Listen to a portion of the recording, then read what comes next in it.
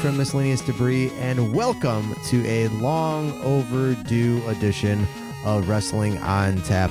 Yes, I have not done one of these since the Backlash pay-per-view. Lots happened since then. There's been the Superstar Shakeup. There's been the Money in the Bank pay-per-view. Rather than dwell on the past, let's just look forward to the future. And in the future, this Sunday lies Extreme Rules. So let's kind of break down the card, see what's going on with some of the storylines that they have created since the last time I've done a Wrestling on Tap episode, and see what happens from there. So let's kind of go over some of the more groan-inducing matches that they have bestowed upon us for Sunday's festivities. Let's start with the SmackDown Women's Championship match between Asuka and Carmella. Yes, I'm starting off a podcast with this one. It's a singles match for the WWE SmackDown Women's Championship. Last night, they added James Ellsworth to be suspended in a ring above a shark cage. Now, it might just be me, but it seems like they've done this a lot recently. They did it, I believe the last time was with Enzo during the match with Big Cass and whoever the hell Big Cass was feuding with at the time. The other time was with Kevin Owens. He was in a shark cage. And, you know, it seems like something that they go to for really no reason whatsoever. I mean, they could just ban James Ellsworth from ringside. But, you know, they've been banning people from ringside an awful lot lately. So I can see why they wouldn't want to do that. But just come up with some other reason to not have him be involved in the match. If James Ellsworth gets involved, he gets fired or something along those lines. I don't know. But the whole shark cage thing is overdone, and it just seems silly to me. But this feud, Asuka versus Carmella, you know, no one expected Carmella to keep the women's championship for this long, I don't think, me being included. And I enjoy Carmella as a performer and as a wrestler. She's not the greatest in the ring, but I believe on the microphone, she does have talent and she does have something going for her. The problem that I see with this feud is that the whole Carmella James Ellsworth dynamic is more based on comedy.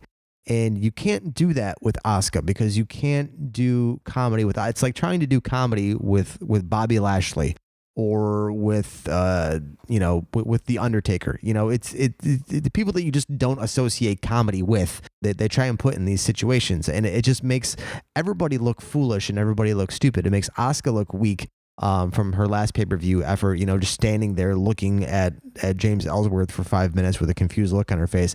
It just doesn't make it doesn't work for anybody. So what I would rather them do is I would rather of them not hired back James. Actually, no, I shouldn't say that.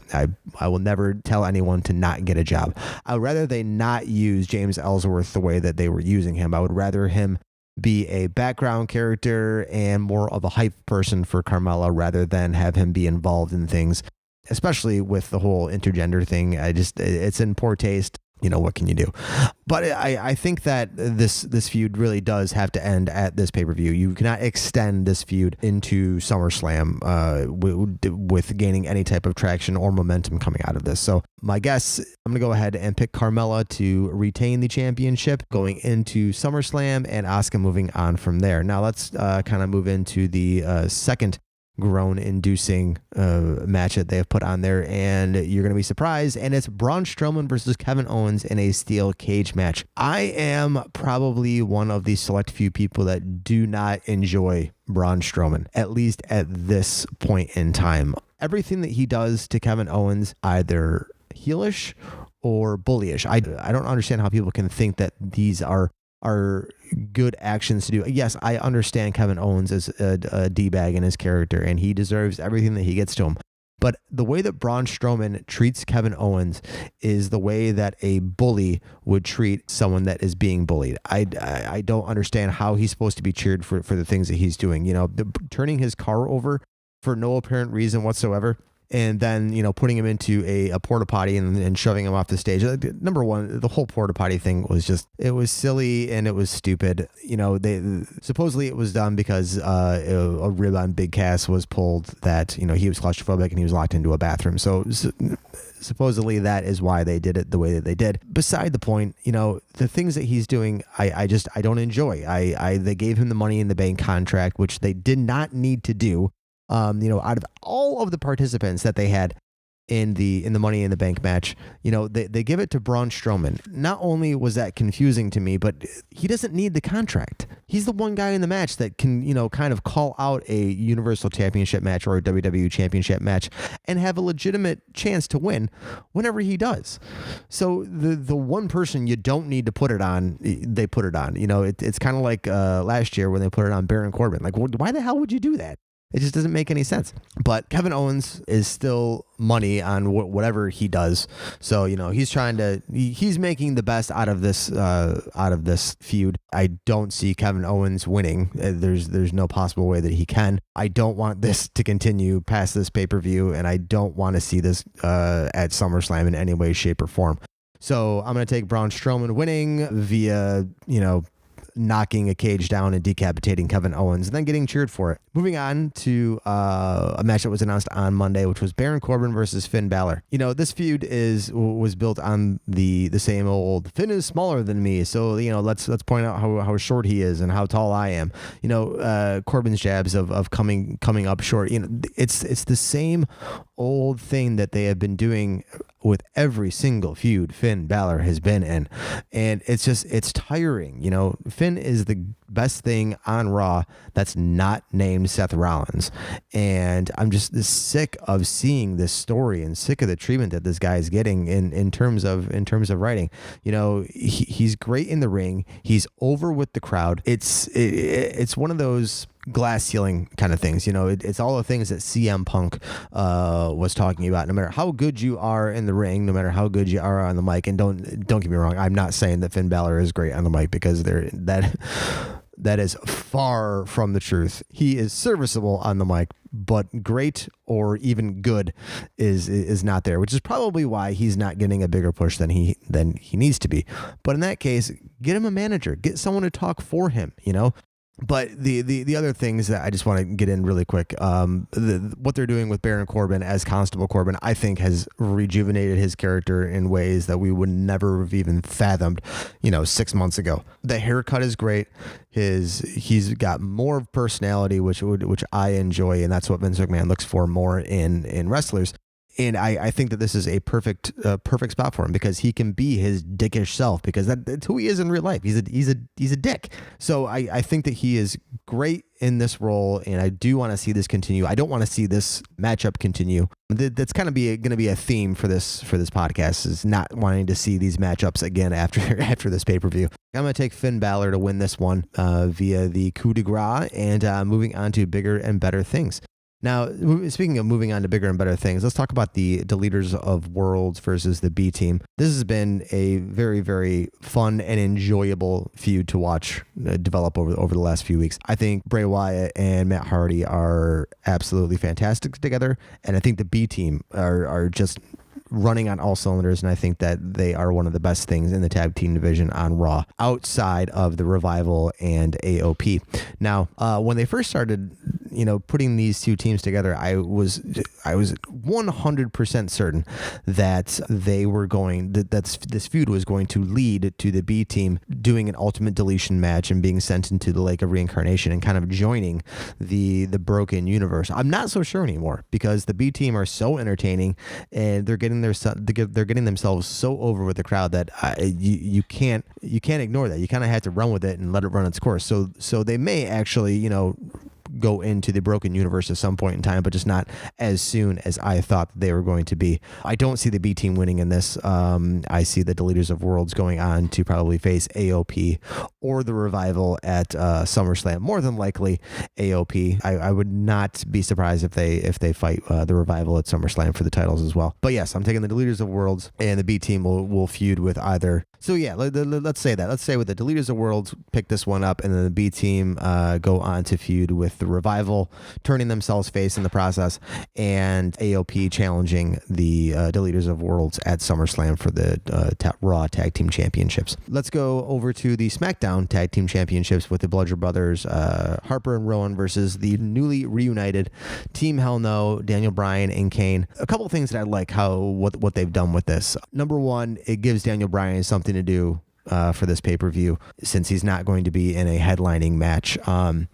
But another thing that they're doing is they're acknowledging the past, which is a very, very nice nod to a lot of the hardcore wrestling snobs like myself. You know, they're bringing up the fact that Kane tried to ruin his career. They're bringing up the fact that he tried to kidnap Brie.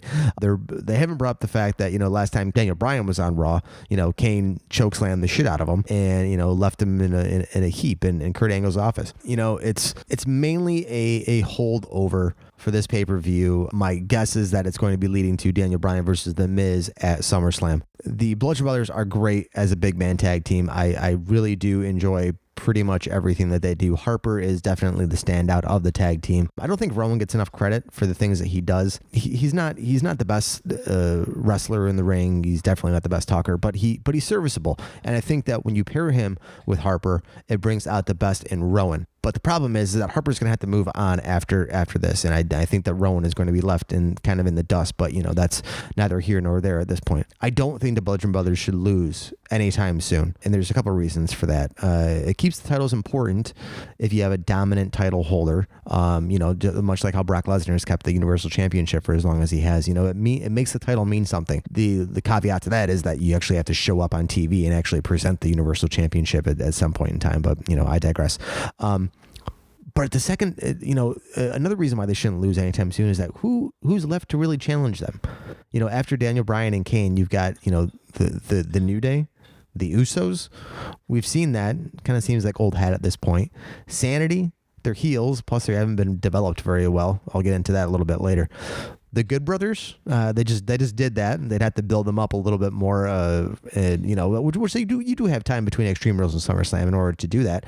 But in my opinion, the best option is the Bar, and they haven't been seen on TV recently, which is good. So when they come back, they'll seem fresh and they'll get a good pop. You know, you turn them face, you let them feud up until SummerSlam, and then at SummerSlam you had them challenge for the tag team championships, have them lose, break up Sheamus and Cesaro at that point, have Cesaro go on a huge singles run after that, and let Sheamus let his neck heal for however long he needs to heal for, since he's got that whole spinal stenosis thing going on. But in terms of this match going on here, I'm going to take the Bludgeon Brothers to retain.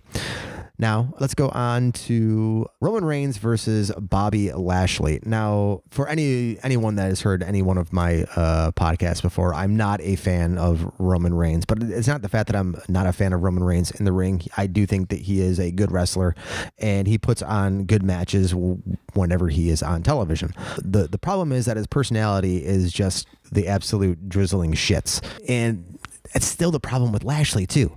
Reigns has proven time and time again that, you know, he needs to be turned heel. He needs to change just about everything that is Roman Reigns, but it's never going to happen. So why try to beat a dead horse over it? You know, with this feud, it's kind of like, you know, take Brock out of the picture, insert Lashley, change 2 or 3 words, and it's the exact same feud. Oh, you left for 10 years. Oh, you're never here. You know, it's just one of those, like, really? This is what you're going with? You know, it just kind of like, I'm not even mad about it. I'm just, I have apathy for it. I'm just sitting here going, oh, okay. Like, it doesn't make me feel anything. You know, the only thing that has made me even a little bit excited was just like, you know, the first 2 minutes of Raw, that fucking WWE production team. My God, man, can they sell a match or what? Oh gosh, that would be a dream job of mine, getting a job on that production team. Holy crap. The brawl was done. It was one of the better brawls that they have done. But again, the brawl, just like the shark cage, it's been done to death. It seems like every single time Roman has a big match, you know, they bring out, you know, like the last 2 or 3 times he's fought Brock Lesnar. They've done the pull apart brawl. You know, this one was done much better, I think, with both men getting, you know, kind of equal shots. And I thought Lashley was just beating the shit out of him at the very beginning of that show. And then I was like, wow, Lashley's really getting the upper hand here. I'm wondering why he's getting so much offense. And that, you know, obviously, you know, Roman coming down the ramp and then doing the flip over the ring, you know, it kind of, you know, evened things out a bit. But yeah, but the brawl has just been, I mean, Stevie Wonder could have seen this thing coming, you know. With this match, it's kind of up in the air. I'm actually going to take Lashley to win this one, and Roman continuing his losing streak, but I think that this is good. I say that Roman is never going to turn heel, so, you know, but I do think this is leading somewhere with Roman. I don't want to say it's leading to a heel turn because I don't want to jinx it, but I do think that they have dropped some seeds recently with Roman Reigns that he is turning heel. And I think that is going to be the best thing that he could possibly do. You can't be a mega face without a good heel run. Ask any person in the business that either watches the business, that listens to podcasts, that's been in the business. Ask any wrestling insider. You have to have a good heel run in order to be a mega face. It's just part of the growth of a character. And I'm hoping that WWE is finally learning that, kind of pulling the trigger on it. I don't want to count my chickens before they hatch because I don't want to be disappointed. But then again, with Roman Reigns, nothing's really going to disappoint me because I just don't care anymore at this point. So if they do something with it, great. If not, I'll just sit here and eat my popcorn and my peanuts while I'm watching his match and kind of go, okay, all right, that was all right. Because that's pretty much all it ever does.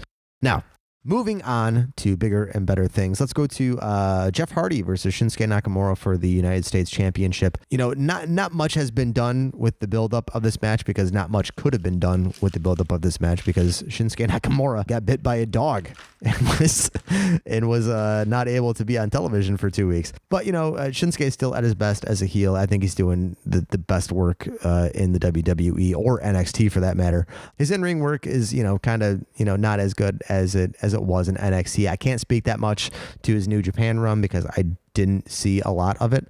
But from what I have heard, it's not even close to what he was doing in his New Japan run. Hardy has been showing a bit more Hardy-ish isms, if that's a word. It's a word now. Hardy-ish isms. That's a new word for now.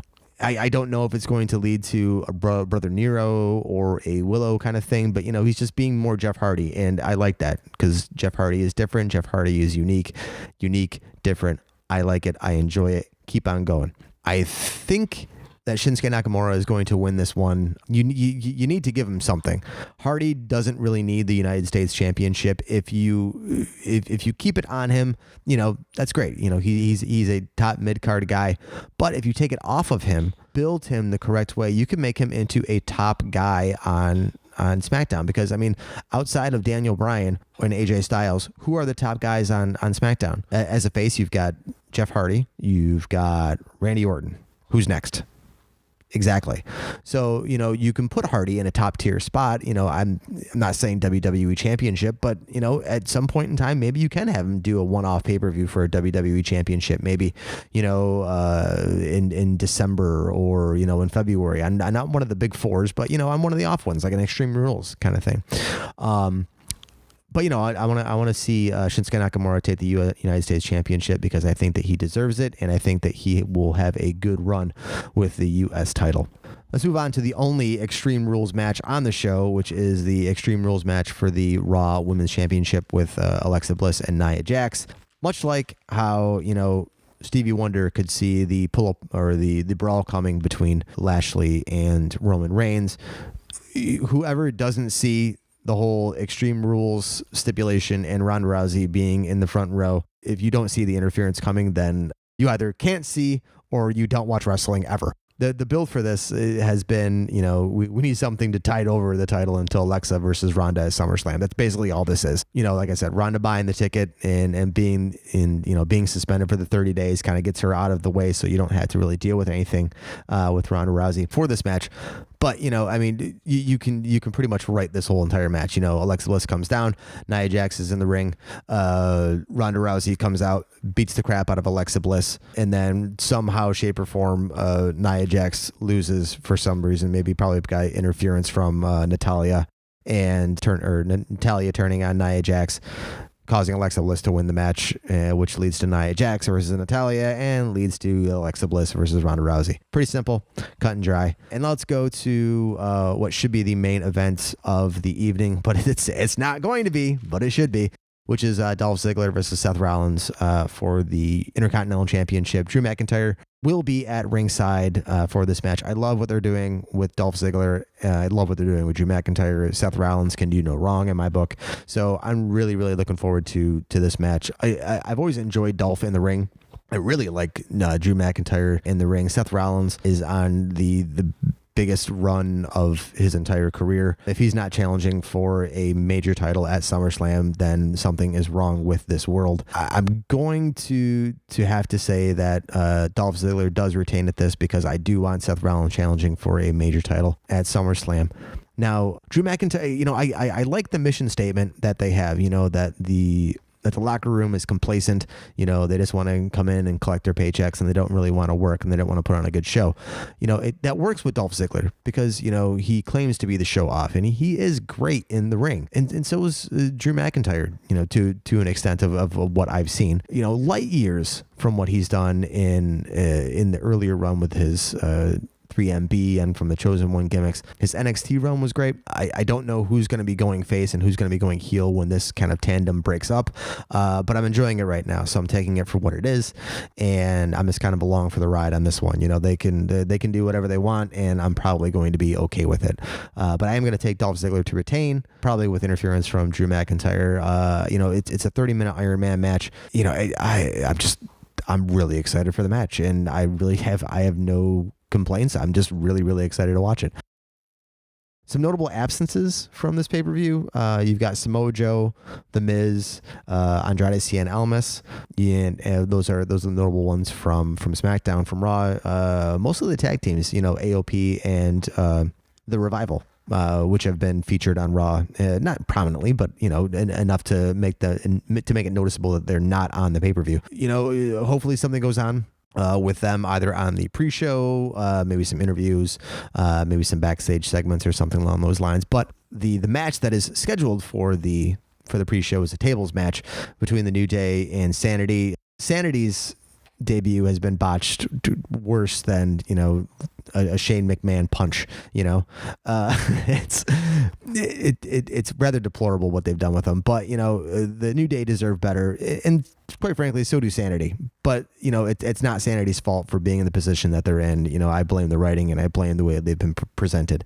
New Day have proven time and time again that if they're on the pre-show, they're going to steal the show no matter what. I give you the example of their SummerSlam match with the Usos on the pre-show last year. Still one of the best matches I have ever seen in my entire life. Go back and watch it. I guarantee you will love every single minute of that 23-minute match.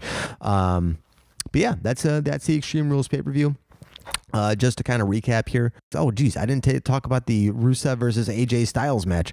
Rusev finally getting a WWE championship match. I can't see Rusev winning, because you do need AJ in the main event of SummerSlam as the WWE championship.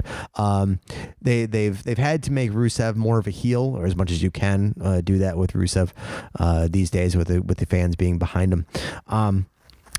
Rusev got the win on SmackDown, which, of course, the psychology leads me to believe that, of course, that he's losing.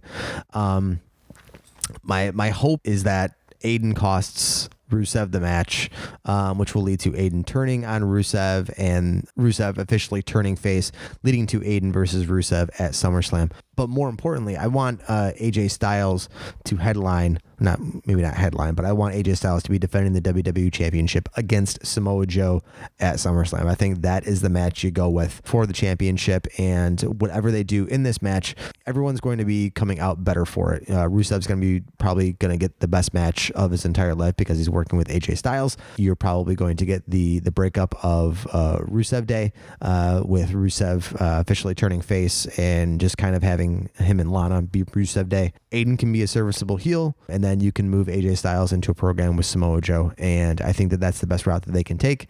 So just to kind of recap here, I'm going to go ahead and take Alexa Bliss over Nia Jax. I'm taking AJ Styles over Rusev. I am taking the Deleters of Worlds versus the B Team. I'm taking Carmella over Asuka. I'm taking the Bludgeon Brothers over Team Hell No. I'm taking Dolph Ziggler over Seth Rollins. I'm taking Bobby Lashley over Roman Reigns. I'm taking Shinsuke Nakamura over Jeff Hardy. I'm taking Finn Balor over Baron Corbin. And I am taking Braun Strowman over Kevin Owens. And let's see where it goes. I'm excited for the pay-per-view. It can't be any worse than what Backlash was, which is the last one that I did, and it's not a coincidence that I haven't done this in a couple months, and Backlash was the last one that I did. So you guys do the math on that one.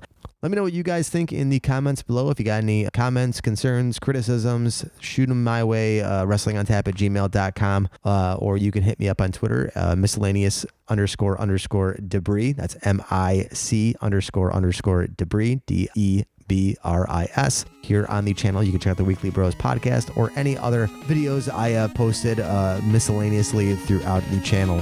Until next time, you guys take care, keep on living that dream, and we'll see you soon.